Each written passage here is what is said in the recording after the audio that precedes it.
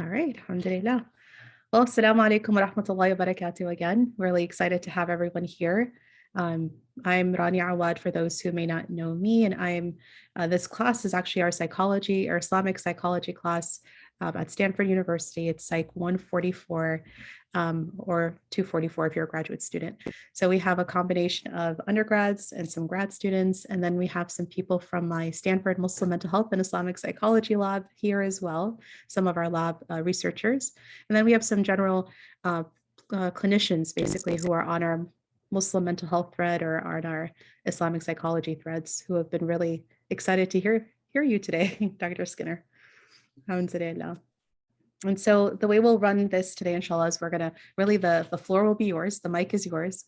And from there, we'll kind of hear your presentation. And then I hope that a lot of the time afterwards, we'll actually be engaged in a conversation. I know our students have some questions they'd like to ask you based on the readings that they heard, that they read actually from your work and just in general about Islamic psychology. And then after that, if there's still more time, then we open it up to the rest of the folks that are here if they have questions too. Inshallah. Right. Well, thank you for inviting me, Rania. And it really is a delight to see you again.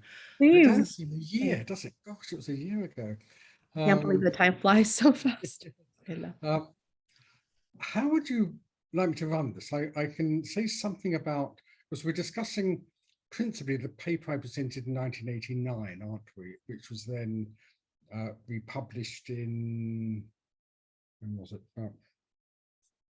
Yes, 2018. So I think that's what you'd like me to start with, is it? Yes, please. The papers which the students had a chance to read. So they have some sense of your work, yes. So if I say something about the sort of gestation of that paper, really for historical interest, and I suppose a bit about how things have moved on from there, because I read it now and think, oh gosh, that isn't clear. And but it was written a long time ago. So if you all appreciate that. And so I do those two things and then open to questions. Does that sound all right, Rania? Yep, that's perfect. Exactly. Inshallah. Well, well, the genesis of this was, I trained as a clinical psychologist and also as a Jungian analyst, and formally said the Shahada in 1977, I think, at the Central Mosque in London. And that was fortunate because the Central Mosque in London then was really the sort of hub of Muslim intellectual activity. I had felt as a clinician that the theories I had, including Jung, were not sufficient really for explaining what I was observing. So this paper, and actually more or less the Exan and most of the development in the UK has come from clinicians rather than academics. So I had a feeling that what I had in terms of psychological theory was not really fit for purpose. And also I'd had internal experiences in that road to Islam. And again, you couldn't really fit these very well into existing Western psychological models. I mean, Jung being the best, but there are issues with Jung, I think. So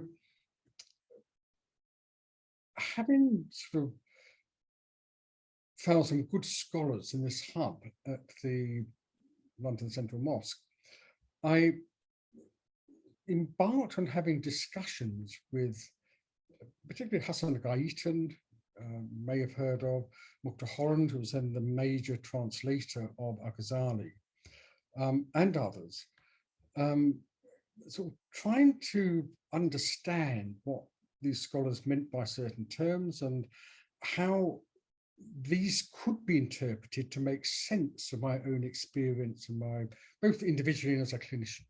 So I was never claiming to say that I'd grasped the full meaning of a term, like, Nufs or Akal, for instance. I was understanding sufficient a nuance of that meaning that I could use clinically.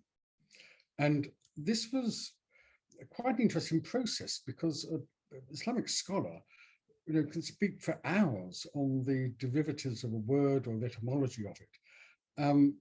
And I would have to sort of listen and ask questions and then extract something from that that would make clinical sense to me. And it would be like a eureka moment. Oh, yes, I understand that. So this was rumbling on with for some time, not with any thought of producing something like clinical psychology, an Islamic psychology. Even the concept of that was hadn't arisen. It was actually in conversations with the anthropologist Akbar Ahmed, who was then in London. I think he went subsequently to Princeton. Who was then developing an Islamic anthropology. It was about early 80s. And I thought, if you could have an Islamic anthropology, you can have an Islamic psychology. And Ahmed was working on the same principle, taking classical Islamic scholars like Tutor and others, Ibn Khaldun, and taking their perspective on anthropology. And this actually attracted quite a deal of interest in the Royal Anthropological Institute. So I then had sort of the idea of you could have an Islamic psychology. And then I was introduced to Malik Bedri's book. And this made quite an impact. It was mainly because here was somebody else thinking about the same things. And there was something of a movement. But I was also quite critical of Bedri's approach. This is partly because that interest in Islam and psychology at that period was connected with the Islamicization movement, which itself grew out of really the Muslim Brotherhood and the sort of modernist Islamic movements, which were very rationalistic. And myself and most of the British Muslim community came from a Sufi tradition. So we were not terribly comfortable with this sort of Arab rationalism, as it were. In some ways, we'd wanted to escape rationalism into Islam and not find ourselves sort of taking a rationalistic view of religion. So, but it did make a big impact on me. This, now there's somebody else out there, and it's from that I wrote a paper. So it was understanding that what Malik had done, but for the first time that I was aware of taking a very clear stand in critiquing Western psychology from an Islamic point of view. The things I'd read before then didn't really do it. They were very typical of that Islamicization way of thinking, at least as far as psychology went at the time, which was that you took something from Western science, something Western psychology, and said, we've got it first because we can find the id in the Quran, or we can find the superego, or something like that. And this really, I felt, was actually it was contracting Islam. It wasn't adding anything, it was diminishing it. The terms that you can find in the Quran have a much greater subtlety and depth of meaning than you'll gain from translating them into a word like libido or superego or something. So Malik's was the first book that I read that didn't take that approach. It stood in effect on an Islamic paradigm, and from that was able to critique Western psychology. And it's just that I thought Bedri hadn't gone far enough, that you were left with a psychology which was essentially CBT, cognitive behavioral therapy, empirically based Western psychology, which was certainly non-toxic to Muslims. You couldn't say there was anything incompatible with Islam in that branch of empirical psychology. But as a clinician, I had to deal with all sorts of complexities of condition for which simple CBT or behavior therapy just wouldn't have been appropriate.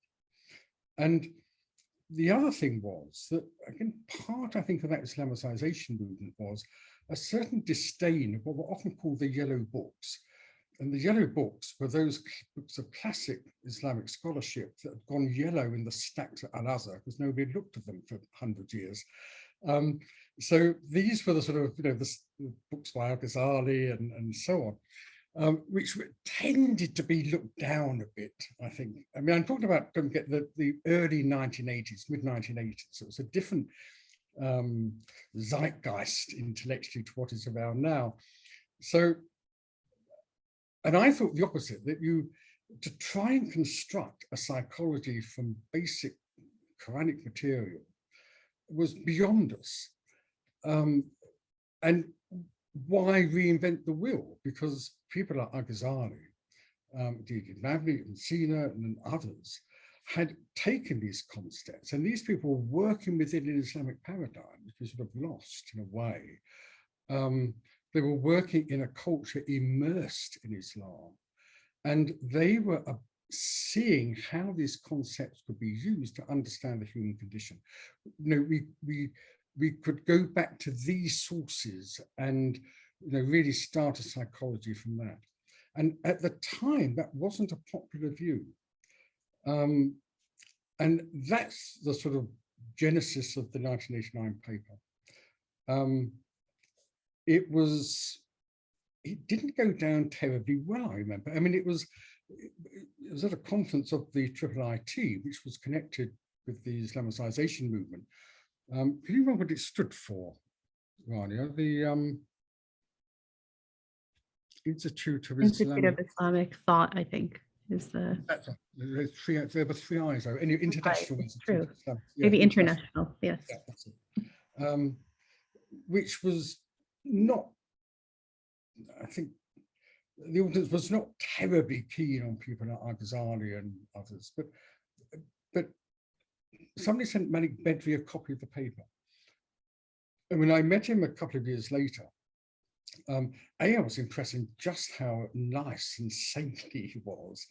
And he very generously said, well, actually, he agreed with what I put forward in this paper, that we should start a psychology, we could form a psychology firmly based on the Islamic paradigm, create from it, not just critique from the West and select from the West what was sort of culturally and Islamically compatible. He said he absolutely agreed, but he then, and you would know the story, Rania, described what had happened when he first presented the Arabic version of the Dilemma of the Muslim Psychologist, which was, I mean, we probably discussed this in a previous seminar, but it was, the original title was Out of the Lizard's Hole, I think, allusion to the hadith, that the Muslims will follow those that came before them, even into the lizard's hole. And he presented this, I think, in Saudi Arabia, to his department, and got furiously attacked. In fact, he said one professor shouted out, he was talking about having an Islamic approach to psychology, well, can you have a kafir chemistry then?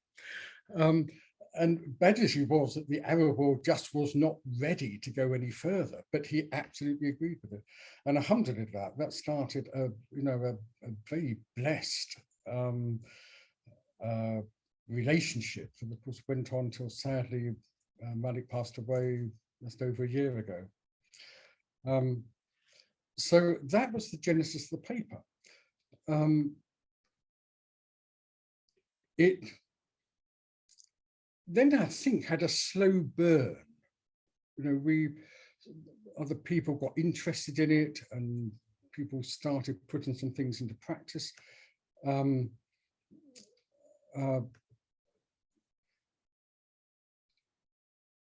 I realized that,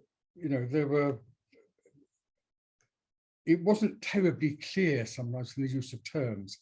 There was a diagram that was originally published with this paper, not very dissimilar to the paper that the diagram we still use, an Ghazalian-based model of the self with the relationship between ruh coming into qalb and qalb, its links to aql, and these two, what in this paper is called nufs.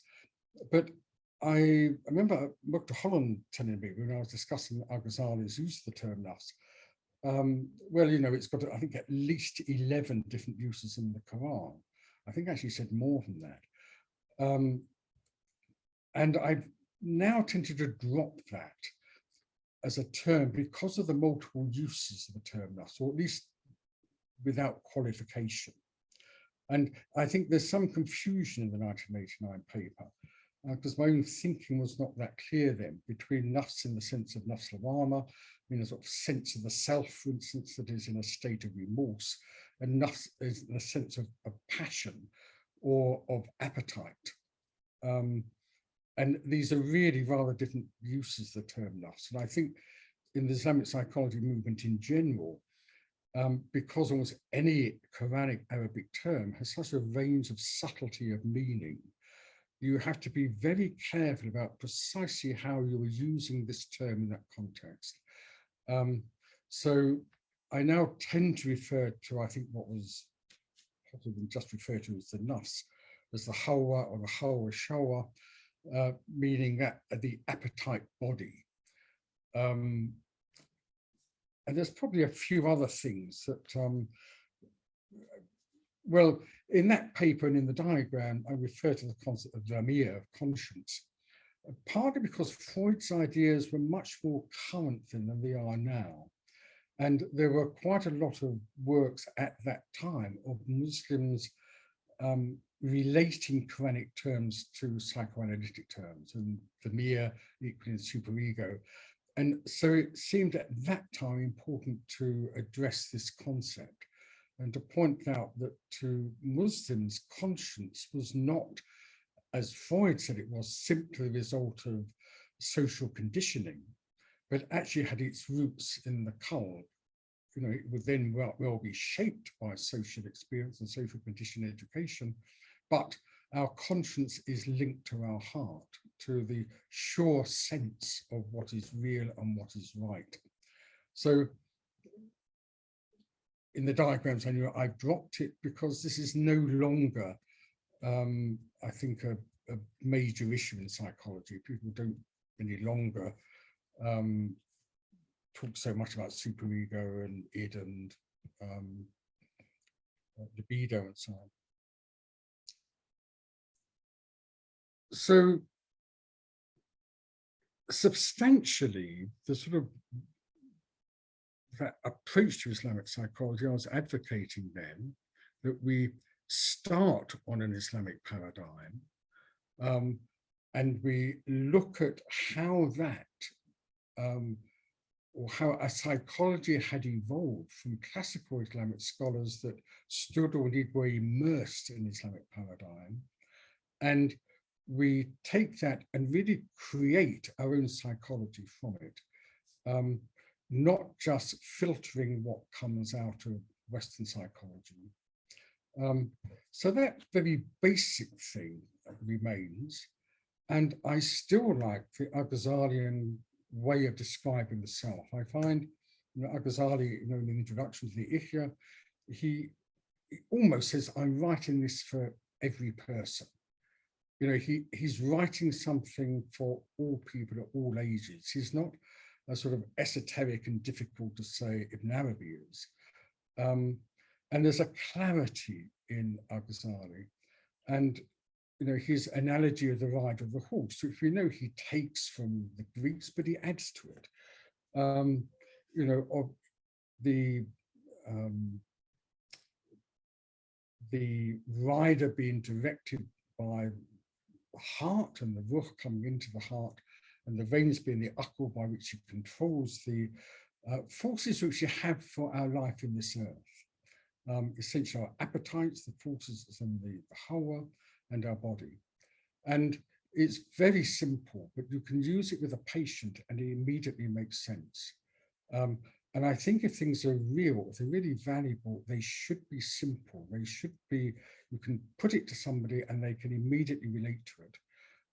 And this very simple diagram, I find very useful clinically, because you can formulate a case with a patient, a client, And you can say, well, this is how it is. No, you've got this sort of block between your akal and your heart, and that's causing this problem. And people can see it. It's a very good visualization of the self, I think. So that we still use. We've clarified, I think, how we would use the term Nufs. Because I refers, I think, to the fifth level of akal as something centered in the heart, to partly sort of square the difficulties you find of the usage in the Quran of sometimes akal being used as the sort of center of the self, and sometimes qalb, and sometimes other words of qalb. So we have a part of the intellect that receives from the heart and can articulate. And this is different from those parts of the akal which essentially observe the external world and deduct from it and make and rationalize from it. That I find useful. And particularly, as you know, when we're discussing things like Buddhist meditation and so on, and how this fits into that Islamic way of thinking of the self, this way of understanding akal as something that should be connected with heart and not cut off from it, is, I think, really quite useful.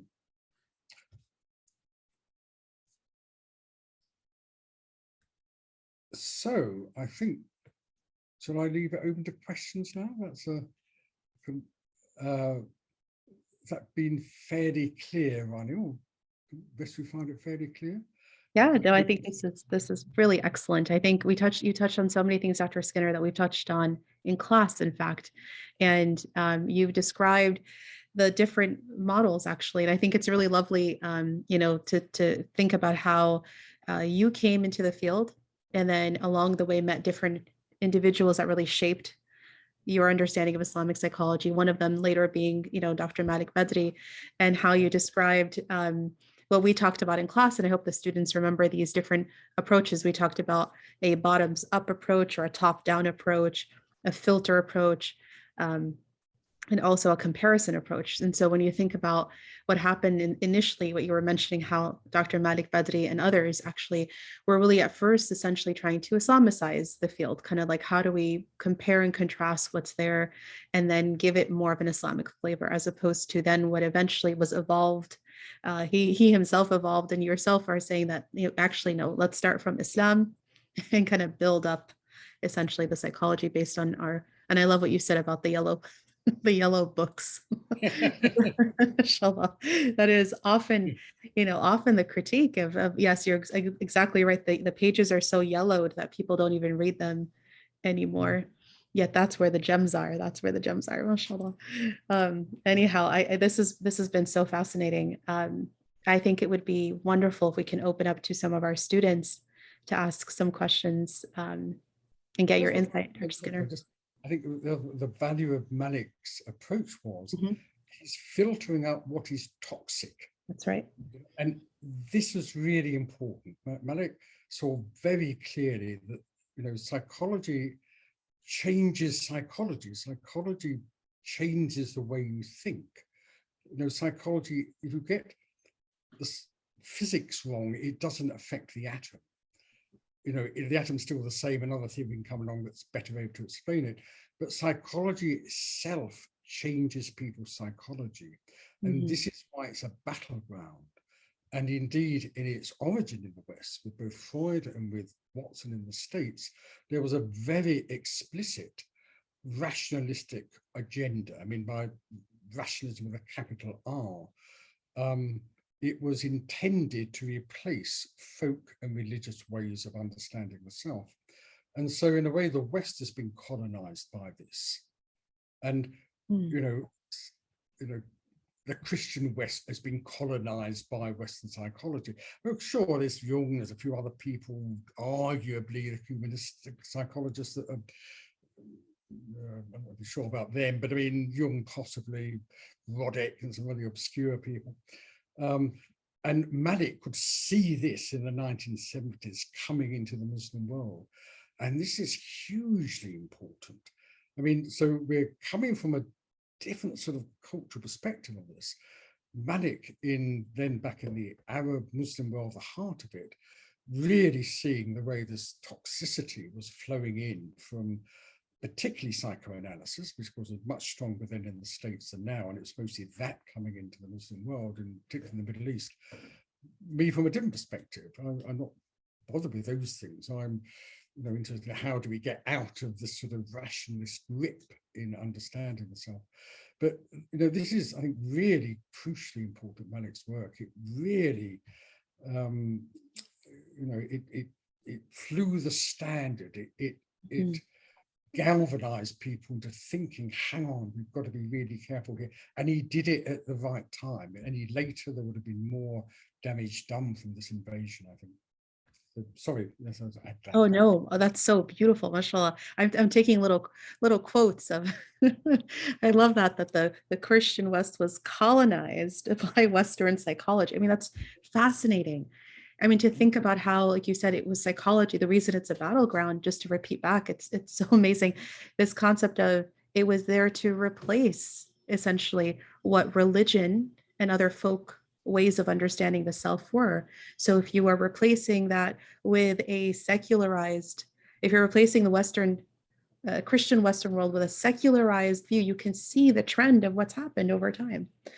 And how it's damaged the West, because once you, even just Freud's concept of morality is, culturally conditioned, maybe there are certain things like the incest rules have some practical benefit, but then you've got no basis for morality, have you?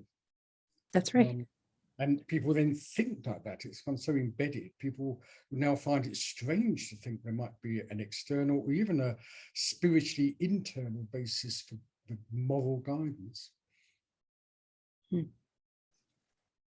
Fascinating. And this is exactly, as you're right, subhanAllah. And you think about when Allah subhanahu wa ta'ala wants, I mean, I've heard Dr. Malik Badri, rahimahullah, may Allah mercy on his soul, actually say directly to me, subhanAllah, it's amazing that because clearly when he first started writing this, he was heavily attacked, as you mentioned, especially in the Muslim world. He was actually in Lebanon at the time, originally from the Sudan, but he was at the time teaching at the AUB, the American University of Beirut. And heavily. In fact, he said that he had more reception to these ideas here in America when he presented that first paper than he did in the Muslim world, because they just weren't ready, as you mentioned, to hear this. But also because, as you said, like he could see it coming. And then this is what he said to me, that when Allah subhanahu wa ta'ala is ready for something to be born, like it's just, there's all this coalescing around it, but there's got to be a right time and a right place for things.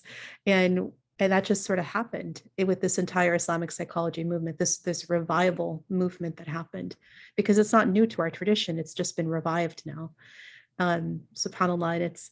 And he was specifically telling me this about his translation of Al-Balkhi's work, Abu Zayd al-Balkhi, from the 9th century, and how that particular text had been, well, clearly around since the 9th century, but it was lost for some period of time in the Hagia Sophia's library, miscatalogued for some time. And when he wasn't directly the person who found it, but the person who did, Dr. Fuad Sutskin, when he found it, and then a friend of a friend sent it to Dr. Badri, he said, it could have been lost for centuries more, except that Allah had determined that this would be the right time and the right place for it to be found, and all of this to sort of emerge. It's really something fascinating. There's the miraculous, isn't there? We should never forget Islam is about the miraculous. Allah. I could listen to this forever, mashallah. But I do know some of our students have some burning questions, inshallah. So I'm going to, if it's okay with you, Dr. Skinner, invite some of our Stanford students in the class first. I know they have some questions, and then if there's time and you have time, inshallah, the rest of our guests here as well, inshallah. So the way we'll do this, inshallah, we'll use the, if you don't mind, everybody that's with us, we'll use the raise the hand function, which is a little emoji function at the bottom of your screen there. And if you can raise your hand, I'll know to call on you, and then we'll kind of do it that way in terms of questions, this part of the discussion. All right, Rayan, you are up. All right, assalamu alaikum. Thank you so much for joining us and speaking on such a wonderful topic. Jazakallah khair. I really appreciate it. I guess my question kind of connects to your last point when you discuss about how like atoms, for example, are like unaffected by human evaluation, you know, whether it's right or wrong. And Yeah. something that I found interesting was that when you discuss that, and then also how psychology itself changes people's psychology, I'm wondering like how you navigated like the, you know, already growing sense of colonization, alteration of the Muslim community's psychology, especially with the Islamization movement. Um, because I ask this because like ruh, in my perception, is another quality similar to like the atom. I think is like unaltered by, you know, our evaluation of it. You know, it's intrinsic. So I'm wondering how you were able to navigate like a growing sense of resistance to, you know, this kind of ground up approach to psychology that's, you know, based on a true quality that comes from our faith. That's a difficult question. I would say that, I mean, actually, until recently, most of my clients wouldn't have been Muslim. So I've been in clinical practice for, I don't know, 45 years or something. It's only since I sort of left the hospital and we started examining, I'm seeing mostly Muslim patients. There always is in everybody that sense of fitra. And it's, once you have a model that includes it, once you refer to it, people can recognize it. Not absolutely everybody, but, and I'm speaking about non-Muslims as well as Muslims.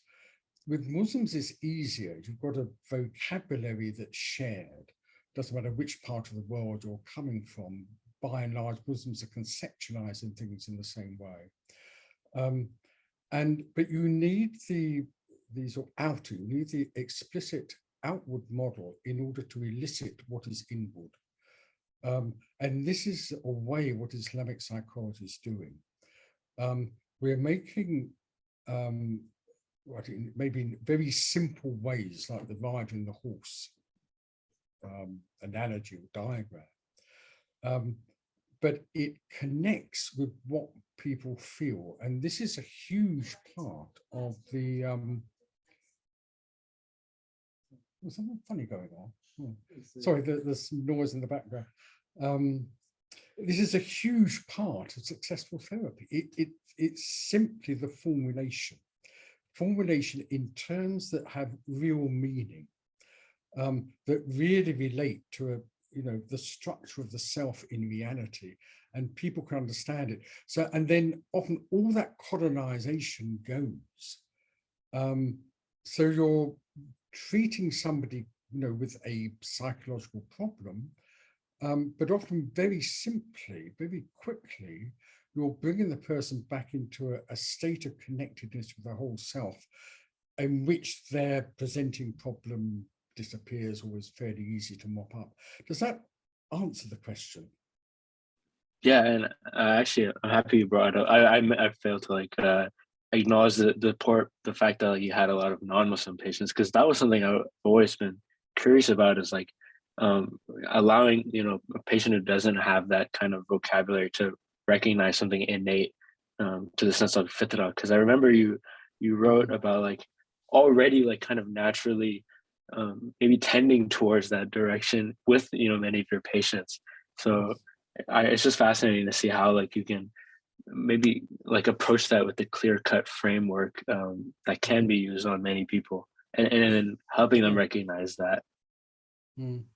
Yes, because if it's real, if it's really relating to the reality of the self, people should recognize it. And this is, I think, important to stress that Islamic psychology is also dawah. Muslims tend to think, we need to be defensive about things. We've got this sort of attack coming from the West, being colonized, but actually everybody's being colonized by something which is a bit dajjalic. And but we have a much clearer idea of the reality than other groups do. Though you can find parallels in Christianity, but in Aquinas, for instance, but then Aquinas borrowed a lot from Al-Ghazali and others, so it's not surprising. But we should be presenting something which is of benefit to everybody. Just as Islamic banking is, you wouldn't say, Islamic banking is only for Muslims. But I had a friend who stood for the Islamic Party in a general election for MP in this country, and on the principles of Islamic banking. And these were really very complicated, and I couldn't understand them. But he showed me 2 letters he got from people, and both said, we can't stand Muslims, but we really like your ideas on banking, so you're getting our vote. And he said, that's dawah. So we should look upon Islamic psychology as probably even more important than banking in bringing people back to their sort of healthy fitra. And it works. You've changed the vocabulary. You can't talk about Akhl and Nufs and so on. You've got Jung's reasonably useful in getting comparable languages. True dreams happen to everybody. And these are a crucial part of therapy, I think. So we should be confident in going forward with what we have as something that's a benefit to everybody. Thank you so much. MashaAllah, I really love that. And I have to tell you, Dr. Skinner, this is something we talked about in class quite a bit too. And I think the students were quite surprised that the majority of your clients had actually been non-Muslim. And how do you practice Islamic psychology with someone who's not Muslim? And so this is a perfect, explanation. I don't know if any of the students want to ask a follow-up question to that, because I know it's definitely been a point of a discussion in class. I'd like to see who would want to. If you want to make it clearer, but please. Well, first of all, because a key part of Islamic psychology in practice is just the state of the therapist. Like everybody agrees on this. So just sitting in that good state of zikr with a real desire to help somebody suffering itself can be almost effective without saying a word. People just feel better for it. But we have an understanding about why that is so therapeutic. We understand about transmission and things coming into our heart and going out again. But there are 2 examples of women, rather elderly women, presenting to me with depression, sort of weepy depression. Different types of depression. Again, I think Islamically we're more sensitive and dividing different types according to what level of the self they come from. This is sort of weepy, but with no known cause. So they weren't biological type depressions, or wasn't the basis of it. And you have this, and both would say, I feel I've done something wrong. These are non-Muslims, not even particularly practicing Christians. In both cases, the root of this, when you began to look at it or explore it, were abortions that they'd had 30, 40 years before, at a time when the Akhl was saying it's fine and everybody else was saying it's fine. You don't want to ruin your university career, you don't, and so on. But the Qalb knows the reality of it. And this really is a state of Nafs lawama. This isn't the sort of condition you want to zonk with happy, clappy CBT or, an antidepressant. This is something quite different from those types of depression.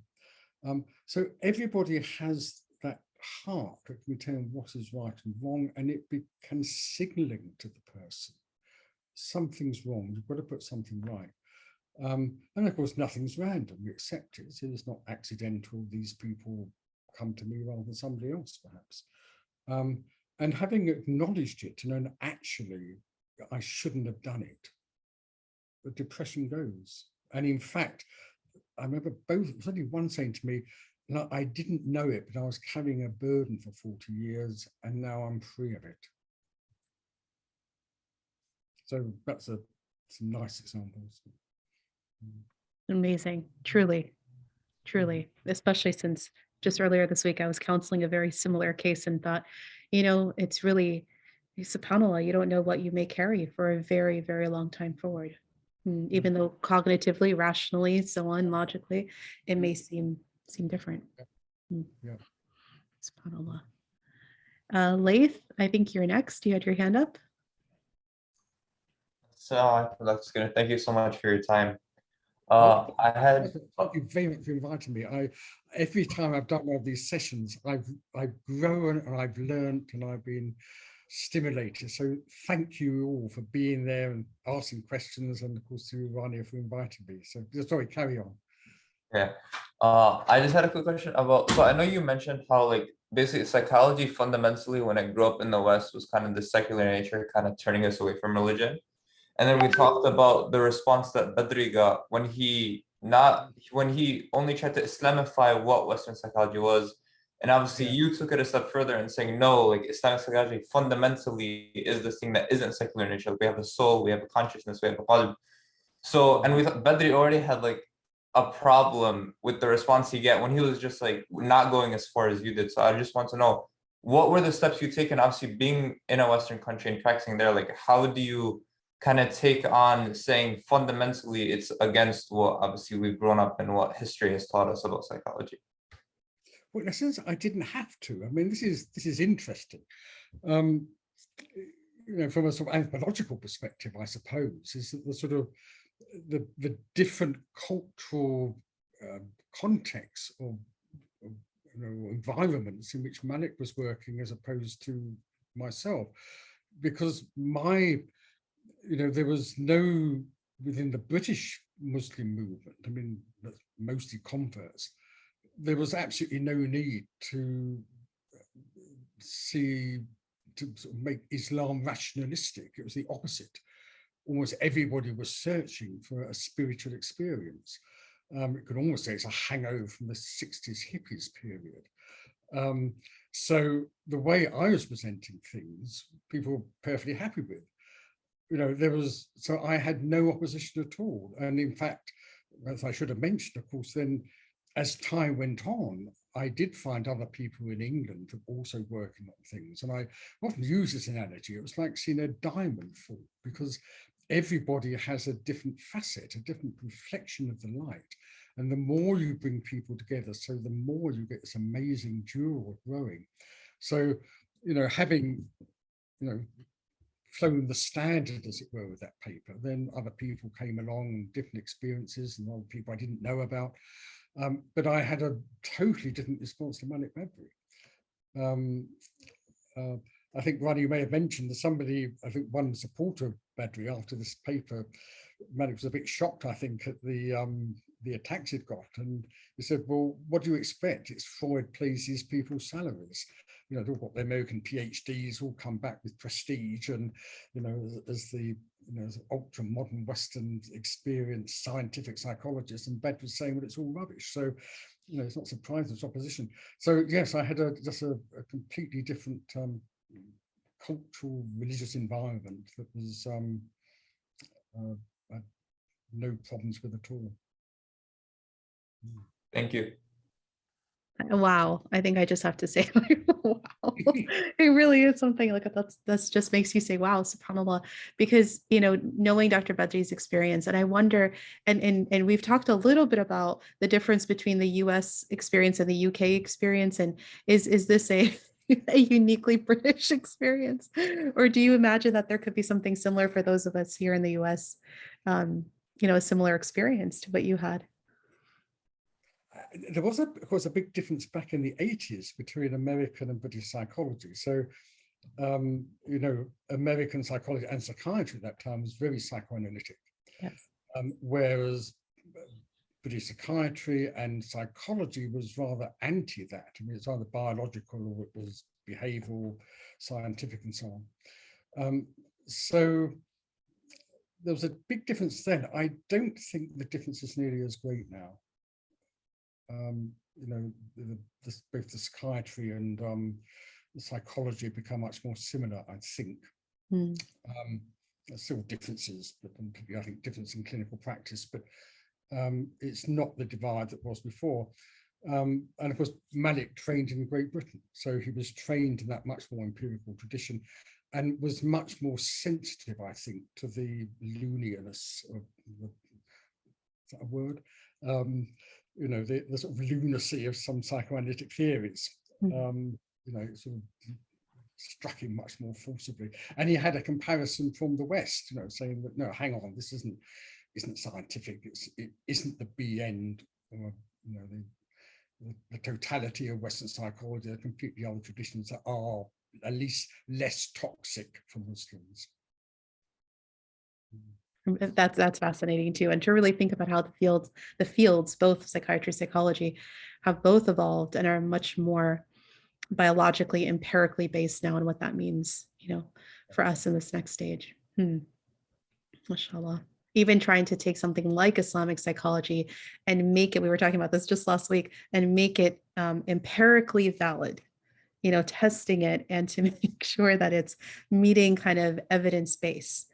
I don't know if you have any thoughts on that. I see your hand. I'll be right with you. If you have any thoughts on that, Dr. Skinner, like how important is that to make it kind of reach evidence base? I think very cautious to it, because the risk is, of course, you lose the essence in trying to fit something into a tight empirical study. What I think you have to do is to do more qualitative research, or you're looking at things like well-being measures, not how successful is this in reducing, 6 symptoms of depression. So I would say it's not wise to get into that. If you're not careful, you'll lose the essence of this. You'll go through another lizard's hole, maybe not one quite as bad as psychoanalysis, but it's not good. But I think you can do perfectly sound empirical studies if you're saying, we're looking at the total benefit to somebody. How do they feel after so many sessions as opposed to how before? And we're fairly sure here, because most of the cases we get with Exam, Exam is the clinical service we set up here in the UK, and it's spread. So there's about 3 different locally based exams. We tend to get quite severe cases. I think there's probably a difference in clinical practice between here and the America. I think psychiatrists in America do more psychotherapy than they would here. So clinical psychologists tend to get perhaps more serious cases than they would in the States. But anyway, we do get a lot of bad childhood trauma cases. And sometimes we can deal, nothing's predictable, but I've known really difficult, wretched cases where people for 20 years have been wrecked with just about surviving, and 6 sessions and they're better. We'd like to measure it, not just how many, sessions is it taking, to deal with a severe trauma. I think the results will be impressive, and it's because of this miraculous element involved. It's not really the therapist, it's not the skill, it's the fact you're bringing somebody in touch with their own qalb, and then the dream happens. The dream of the Prophet, peace be upon him, on one occasion reciting Quran, and that's it. The healings happened. So once you're open to that spiritual element, and you're in that state yourself, where you're hoping to influence and establish a link, elicit something which is latent in that individual, you can get truly miraculous results. That's why I say Islam is also about miraculous. But not always. In other cases, you're treating a dog phobia for 20 sessions. But it's. I suspect if we were able to set up the empirical studies we want to measure actually what we want measuring, the results would be very impressive. That is fascinating, Dr. Skinner. I think that we will be consulting with you and Ihsan very, very soon. Mashallah. At Madistan, we've actually been talking, which is the clinical arm, inshallah, of the work we do here at the lab. And that is those are some of the very same questions I wondered about. Is it enough to take, like you said, a 9-item depression scale and say, oh, look, people are better, which, is gives you some insight, but this overall wellness, I think that's something that's really fascinating. Yeah. Inshallah. Yeah. Particularly, these rating scales are often designed to suit the drug company or the sure. EVT department that wants to get good results. Mm. They're not actually, the fact your subjective experience of some sort of anxiety has gone down 2 points is not necessarily significant in terms of your well-being, though you can construct it in a way that will produce a statistical significance. So I think it's, if we're Muslim, we stay away from anything that's remotely dishonest and a bit tricky, and that includes some of these rating scales. MashaAllah. I will definitely be asking you more. I see a couple of folks have some more questions. So if you have the time, Dr. Skinner, if we can entertain some more questions, inshallah. Lana, if you're available, I think you're up next. And then we have a question in the box and a question, another hand. Great. Yep. Assalamu alaikum, Dr. Skinner. Thank you for being here. I think it's, alhamdulillah, really a blessing to just be able to also hear your recollections on how you and others like the Dr. Badri rahimahullah crystallized this field of like modern Muslim psychology. I'm geeking out for a lack of a more appropriate term. So alhamdulillah, really feeling blessed to have you here. A question I had when we were reading the paper you referenced earlier is towards the conclusion of the paper, you mentioned that the Western corpus of psychological knowledge need not be ignored. The Muslim just needs sufficient Islamic knowledge to be able to make the right selection of that knowledge and make it harmonious and use it in a harmonious way. And it had me questioning or thinking about, how does one who's not Muslim, for example, a practitioner who's not Muslim, what could they use? Or is it possible for them to distill some of the same learnings such that they can also treat their patients with this view of Islamic psychology? And how do you view that process, if it is possible? And what sort of bases or corpuses of knowledge can they sort of tap into to be able to treat their patients in a similar fashion? It's a really good question, that. I mean, I don't know if you've noticed this, but there are some non-Muslim therapists that seem a lot better than some Muslim therapists. That, the state of a person's heart really is what is all important. And you certainly couldn't say that somebody who is not outwardly a Muslim doesn't have a better heart than somebody who is. And we know this sort of now, clinical practice. And there are, even, Western therapists, they trained in whatever, person-centered counseling or CBT or whatever, which can cause you to dissociate from, your own spiritual center. But not everybody does, and people sort of broadly work within these frameworks, but in a way that's intuitive and meaningful. And though there are, say, issues about Jung, sort of theological issues, but Jung is one of those psychologists that does understand there's inner guidance from the self. There are true dreams that you try and get the client back to feeling what is their own inner guidance. And you could work with Jung in two ways. You can work with Jung in a way that sort of ends up in, I think, lost in a sort of Gnosticism that's sort of opposite of a sort of al-Kitab prophetic way of understanding the self, but you can use it in a way that's very Islamic. So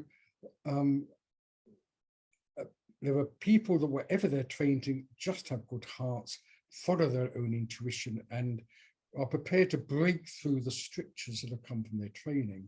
And there are systems of training in the West which are or can be made intellectually compatible with an Islamic psychology approach, I think, which again, given the person's good heart, is something that facilitates good therapy.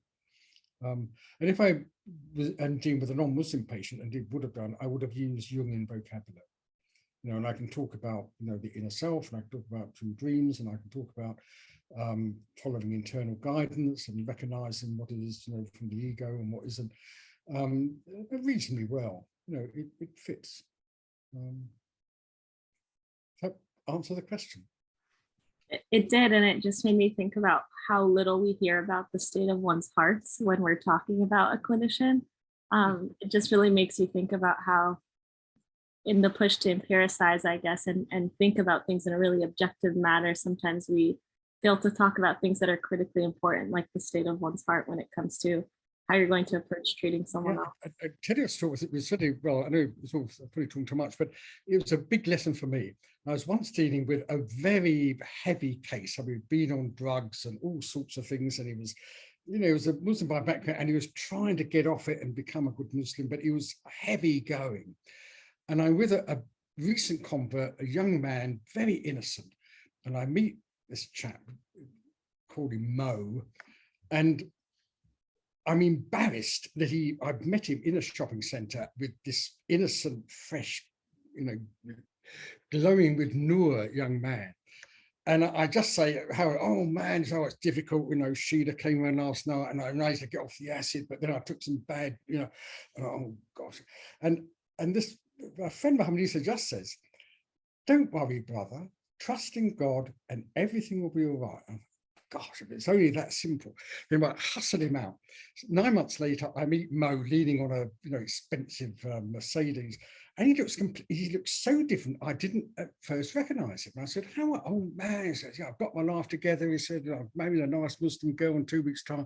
He said, "Who was that brother you were with last time I saw you?" And I said, "Oh yes, Muhammad." He said, "Oh man," he said, "what that brother said to me," he said, "it changed my life around."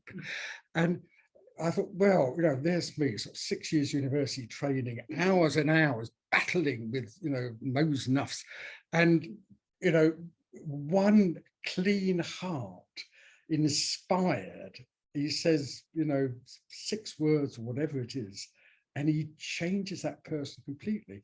And it's a, you know, a good lesson for me, and I think for everybody, that, you know, that good heart, and that means you've got an intuitive connection. You receive. The whole point, the ruh comes into the heart, and so this is the essence of Islam, of all the prophetic religions. We're receiving, and him with his clean heart and his compassion, just says the words that are right, and that's it. So, yes, we shouldn't get too proud. It's amazing. I love that so much. Oh my goodness. And how humbling, and especially when you said after so many years, you counted how many years of studies, and to remember that this line of work actually, subhanAllah, starts with how well are we, this is our Muslim belief, right? How well are we doing as Muslims, right? How are we doing internally, so that whatever we have can actually pour out, you know? And then the very scary afterthought of, what does that mean for other clinicians we're working with, who are actually working on parts of our heart and spirit as well, even if they don't fully realize, or even if we don't fully realize that that's what's happening. Now I really scared everybody. No, but really worth thinking about. Dr. Skinner, Hamza from my lab has a question, a couple follow-up questions. One of them was actually about Jung, and so it might be a good time to ask. Hamza, do you want to go ahead? Sure. Assalamualaikum, Dr. Skinner. Thank you so much for being here. This is just so incredibly inspiring. Thank you so much for your time. But yeah, so the question I want to ask around Jung in particular was, you mentioned him a few times, and you've said how, you know, he can provide language for us to translate the concepts of Islamic psychology to a non-Muslim audience. I was curious if you feel that that is the case with most humanist psychologists, like Erich Fromm comes to mind in particular, like Forgotten Language. He talks about the universal language of symbols. Or do you feel that it is Jung in particular that can help us with that? And then I'll just mention the other 2 questions, and feel free to answer them if you have the time. But do you feel that there's any lessons that we can take from the growing Christian and Buddhist psychology movements, since that's been being worked on for quite a while? And then lastly, something I always like to ask any great thinker I come across is, what's one book that you would recommend that to people that you feel has been impactful to you? Gosh, there's a lot there. It's a long while since I've read Fromm. I mean, I probably haven't read Fromm since 1970 or something. I remember liking Fromm.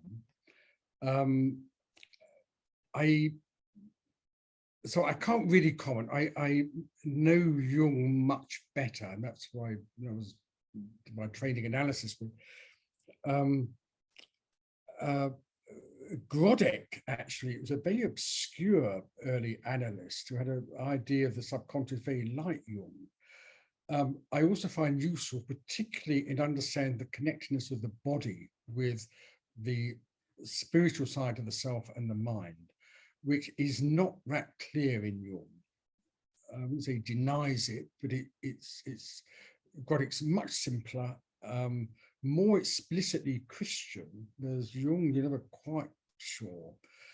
But I, by and large, haven't found the humanists that useful. I mean, even though they derive from Jung, of course, including Rogers. Rogers was a psychoanalyst, but he, in his first book, he acknowledges that his concept of the self derives from Jung. So whatever, I mean, there must be a lot out there that I haven't read. So whatever you find useful, take, is what I'd say. Jung I found useful, but you do have to be critical of Jung, but I'm sure there are others. I didn't know there was a growing Christian psychology movement. I was talking to the local bishop a couple of weeks ago about it, in saying how useful it would be. In fact, also the chaplain at my college was interested in this, and I suggested we put on a joint seminar. But in this country, and Christian psychology is not really developed. You do get evangelical Christians having to deal with the problems of Calvinism, I think, through counseling.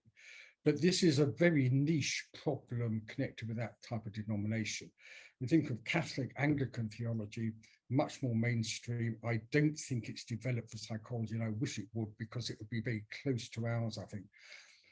I think one reason for developing Islamic Christian psychology is to be aware of the dangers of Buddhist psychology.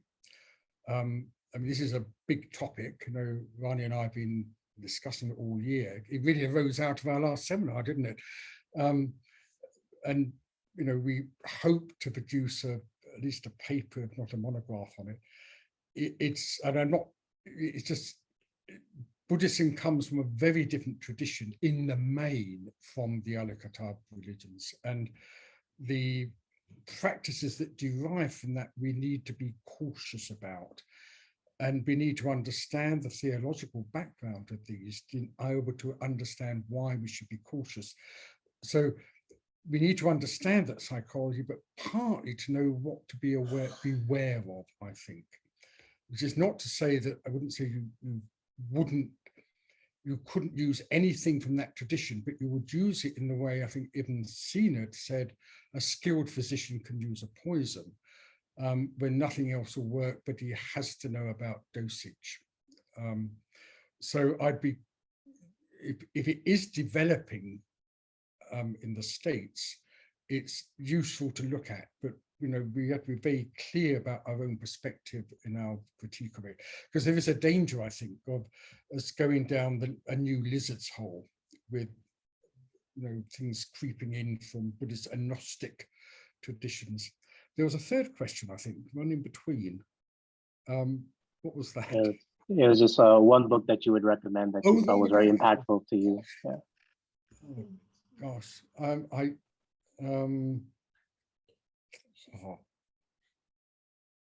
I mean, I normally would say, the dilemma of the Muslim psychologist. I mean, it's one thing I like about it is its simplicity. And I said earlier, if something's real, it should be simple. You read it and you go, this, you don't have to struggle with it intellectually because it makes immediate sense. And I love that book, and I love Malik's use of English. And I said to Malik once, how you speak English? I love listening to you speak English far better than English people do. And he said, yes, that's because when I went to school, I was taught English by Edwardian Englishmen. So Malik's English is like this, 1920s BBC English, beautiful syntax, oh God, and he writes like it. So if there's one book I'd recommend, it would be that. Yes. it's a joy to read, and nice little pictures in it. Exactly. Thank you so much, Dr. Skinner. MashaAllah, MashaAllah. Yes, that is so true, Dr. Skinner. And it is so simple. And I'll just say really, really quickly here. In fact, I love doing this now that I have my bookshelf right behind me. Actually, I should turn my green screen off because all of this whole set of books here are actually Dr. Malik Badri's books, but I will share this one. And it's just so that they know, we actually put it in the chat box, or anybody's looking for this particular book. It's The Dilemma of the Muslim Psychologist. And it's actually, the link to it is in the chat box now for you to take a look. But earlier this year, we were writing, myself and Alicia, who's actually here from the lab, and Dr. Abdullah Rothman, who actually will join us next week for this conversation, for class, inshallah. We co-wrote an article, a longer piece actually on the life and works of Dr. Malik Badri, which will be published hopefully, later this year, inshallah. And it just gave me the opportunity to reread The Dilemma again. And it's just so lovely. I mean, I just have to say, I have to show you, he actually had signed this particular book. So it's just so sweet, to like have a piece of him still with us, mashallah. And inshallah, all of this is a sadaqah jariyah, an ongoing charity for him and all of his students, inshallah. But you're absolutely right, Dr. Skinner. When you read this, it's so simple and to the point, and so it just hits you right in the heart, right where you need it. And the little pictures that are all throughout the book too. So, inshallah, thank you for suggesting that, and I hope everybody takes a look at it, inshallah. Definitely. Might we have a few more minutes with you? Yes, I have this. Okay, inshallah. I see a hand raised by Shani, maybe, and we wonder if you can turn your camera on and join us. Do you have a question? Yes, assalamu alaikum. My name is I'm from Austin, Texas, and I'm kind of a pioneer in the field. I've been practicing full-time psychiatry for over 25 years here in Texas. And I just wanted to thank both Dr. Rania and Dr. Skinner for the presentation today, because it really just validates so much with many of us, Muslim mental health professionals and psychologists and psychiatrists in the field who've never really had any validation for, intuitively what you've said, So I remember after, finishing residency and graduating from UCSF and finding myself in Austin, Texas over 25 years ago, when it was just like farmland here and Austin, Texas was not even on the map back then. And like the #1 place in the country where everybody's moving to. But anyway, so when I started practicing psychiatry, I mean, it was like cowboy territory, it was just like fields and pastures and, it was a whole new world out there. And after practicing full-time psychiatry in a rural place for a year, one of the first things that I learned from that experience, which of course, anyone will tell you that after you graduate, you realize that whatever you learn in all those years of education is nothing like the real world out there. So subhanAllah, after that 1 year, I really resonated with me what you said, is because what I realized is that, I have absolutely no control over what I'm doing with these medications, with these treatments. I have no power in really healing any of these people. It's all up to God. And at that point, I started adding in my daily prayers, all my patients and everybody that I interacted with, because I felt like, it's not me, it's not I'm doing, it's not what, it's not these, few dozen pills that I have in my toolbox, that's going to cure these people. It's really the power of Allah subhanahu wa ta'ala. We are just little pawns, who are doing our part. So I just wanted to thank you and just share with you how much validation I have, because, before, Dr. Rania really brought this, these issues up so widely, most people, didn't really talk about it and didn't even know it existed. And, so for me, it's really, really exciting and refreshing. And all of you students out there, you should just realize you are so fortunate to be where you are today at this point in time and have wealth and experience of all of this information. So thank you so much. Jazakallah.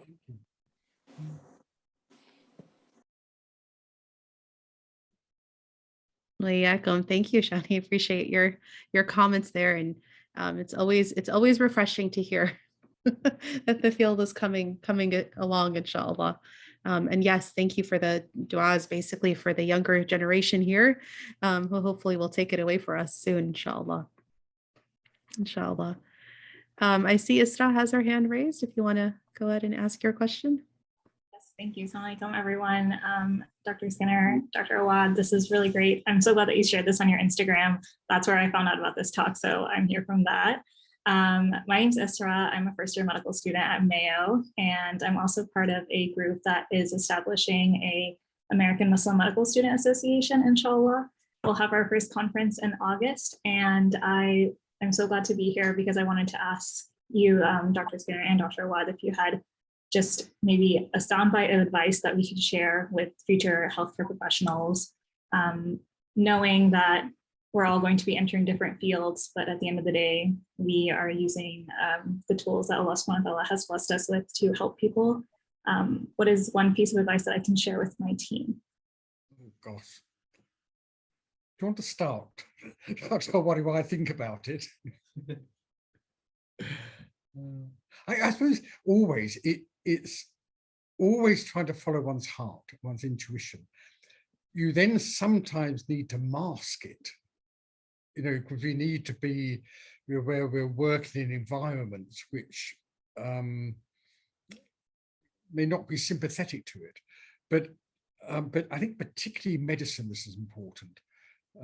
So one of my daughters is a medic and is discussing her training, the importance of not letting that contact with the heart be washed out by the amount of intellectual study required to do a medical course.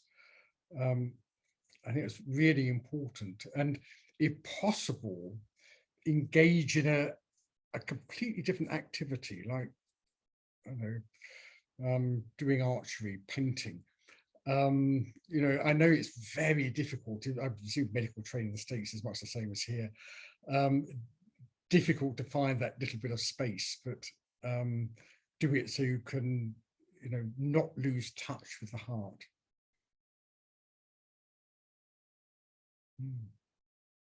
That's beautiful, Dr. Skinner. It's so beautiful. I love that. And as soon as you said, so that the rigor or the difficulty of kind of medical education does just wash out everything else, because for so many, we describe ourselves in this period of our training as zombies. Literally, you just get up, work until you basically can't anymore, and then keep going, and then it just repeats itself. And it is a time where and I will vouch and say this even for myself and my own, if I think back especially to those very intense early years of residency training, it is so easy. I mean, I once told my own spiritual teacher, I feel like I'm losing to, and by that I didn't mean necessarily the alhamdulillah the faith in and of itself, but all the extra spiritual practices and things that we were accustomed to that make us alive, spiritually from the heart. And to find those outlets and spaces despite a system that literally wants to take it from you. I mean, they call people residents because you're meant to reside in the hospital. You belong to the hospital, and to kind of buck that system. And alhamdulillah, I would say, in the more recent years, there's been a little bit more reform in terms of the number of hours that keep us awake working, for example, and such. But it is a rigorous system. And so your advice is so well placed. So well placed. And applies to everybody, right, Isra? Yes. I'm sure that because this past Ramadan, unfortunately, I felt like I just wasn't able to pray or observe, my normal practices as much as I could. And so that just reminded me of my own regrets about Ramadan. And inshallah, I'm going to make the intention to move forward in a way that I'm able to balance as much as I can. So thank you. Thank you both for taking the time. I recognize we're so off of the hour, so I appreciate your time. Thank you, Isra. MashaAllah. I really appreciate this conversation more than you can imagine, Dr. Skinner. Thank you. I don't know if there's anyone else we missed. I just want to make sure I didn't miss anybody who either had their hand raised or had a comment I missed, but we also will be letting Dr. Skinner go very soon here to rest. So if there isn't anybody else, I wonder if Dr. Skinner, if I could just take 2 more minutes of your time. I think I would love to learn a little bit more about Ihsan and your team that's with you there, and exactly the work that you do, so that others who are listening to this later can actually get to know more about the organization, if possible. Oh, well, it's briefly, we're about 10 clinicians of different types, clinical psychologists, counselors. We're a slightly different system to the States. It's less regulated here. We also use Iraqi, you know, because questions about black magic, jinn, and so on need to be dealt with. And they can, I think, affect mental state, not nearly as much as people sometimes think, but, you know, it is a factor. And we use a Hakim. So we use a traditional Islamic herbal medical practitioner, which we find useful. We want to deal with all levels of the self. And we also recommend the sort of sports, particularly archery, but we also have people go on riding. So of course, we have a national health system here, so all therapy should be free of charge, but we then advertise. With 10 of us, all part-time, we put in our services in addition to our normal job, and we do charge, but we're flooded with referrals, you know, without advertising. So that's our constant battle, is how do we expand our service and keep ourselves solvent. I think I'm very impressed with what the Khalil centers have done in the States. And I think one difference is we've never been able in this country to attract any significant zakat contributions. There's big zakat bodies, millions are raised each year, but there's no interest in mental health except as a project maybe the charity wants to control. So what Humana's achieved in the States, I think, is impressive. So that's it. We've been working about 10 years. Remarkably, we've had 10 years and we've had no fitna. You know, we really enjoy each other's company, don't we? And we meet up when we can. We go off to the countryside and have dinners together, and we really learn off each other. I mean, this is, I think, really coming back to what I was saying earlier, and then I start off by myself, sort of, you know, investigating scholars, trying to think, and then meet other people. And there's you know, something really magical that happens then. And we see it in Ihsan, I think, don't we? We come together, different perspectives, different professional backgrounds, different skills. I mean, I'm hopeless at business. It's my boob here deals with the business side of things. Aisha presses buttons for me, so I can't deal with technology.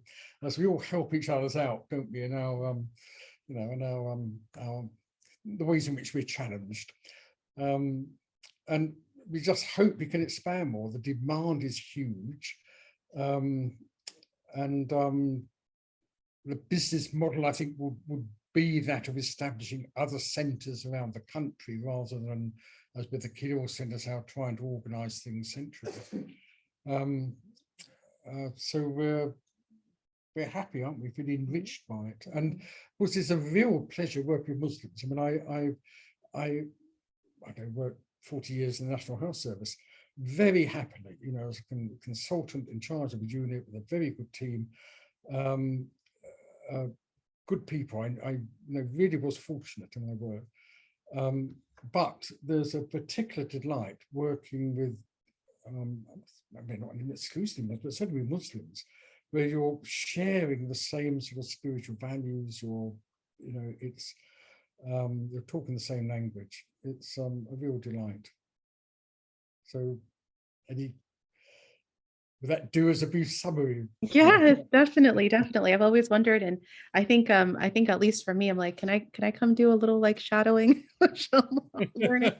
Alhamdulillah, alhamdulillah. Especially as we set up. I mean, what really attracted my attention is the idea of having all different levels, because you have the, like you mentioned, the therapists, but but you also have the hakim, traditional kind of medicine. And then in addition to that, you have the raqi, someone who's doing ruqya or reading Quran, basically, for those who are dealing with kind of more spiritual ailments, particularly, as you mentioned, maybe, as you said, evil eye or the jinn or something to that effect. So you have like different aspects of wellness that are happening there.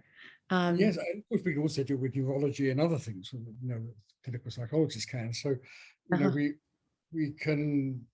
we know when to bounce somebody back to the GP or to a medic. If we, so we've got a safe service, we think, as well. Alhamdulillah. But yes, treating at all levels is, I think, really important. We've got to recognise there's limits to our skills, and that sometimes we can formulate, we know enough to know when we think there might be a dietary aspect to this problem, or something else. But we're no longer Al-Ghazalis. We're no longer people that are sort of universally trained in almost every aspect of the human being. So this is, I think, a really good model. So alhamdulillah, it's enriched us. Alhamdulillah. And it's enriched us to learn about it. Alhamdulillah. Thank you. And as I mentioned, I should yes, please put that up. Wait, sorry. Oh yes, we've posted it. We've posted it in the chat box here. ihsan.org.uk, so folks can know, inshallah. And I do hope that we'll be able to reach out very soon with the new. I was mentioning that my lab here is just this past year has started a new branch, basically, to the work that is actually clinical in nature. It's called Madistan, after the Madistans of the past. And that's exactly what we saw there, Dr. Skinner, what you described, which is at all levels, right? At all levels, there was health and treatment. Not just if you think of all the faculties we talked about, the qalb and the ruh and the, and the aql, and all of the different faculties are being addressed. And that's what we saw in those traditional models. And so I do hope to see a revival of that. And hopefully we will learn more from Ihsan and yourself as we build this out, inshallah ta'ala. Reviving the ones. Thank you. It's been an absolute delight. It has been before. Thank you so much. Thank you to all your students for attending and asking such good questions. I think we've all been enriched on this side of the Atlantic from this seminar. So thank you again. I'm very grateful, Anya. Same. If we could take a second of your time, and students, and anybody here too, actually, who's here, who'd like to turn on their camera, if that's okay, I'm going to do a group picture, if that's all right. We usually do this every year, Dr. Skinner. We have a collection of pictures. So if we have other folks who want to join this group picture, please do turn your camera now on, inshallah. Thank you. And I will let you know when I'm ready, and I'll kind of just do the 1, 2, 3. So give me a moment here. Okay, we have a couple more cameras on. Okay, excellent. All right, last call. All right. Oh, okay, hold up. We got another camera. Sorry, I'm gonna redo that. One second. One more minute here, because Marwa joined us and she's from our lab, and we definitely want her in the picture. There we go. Okay, excellent. All right, everybody, here we go. Bismillah. 1, 2, and smile. Okay, alhamdulillah. Dr. Skinner, I'll be happy to send that to you along with this recording. Thank you very much. Alhamdulillah. Have a good night, inshallah. I know it's late there. Thank you so much for your time. And you too. And inshallah, we'll be in contact soon. Inshallah. Assalamu alaikum, everybody. Wa alaikum assalam wa barakatuh.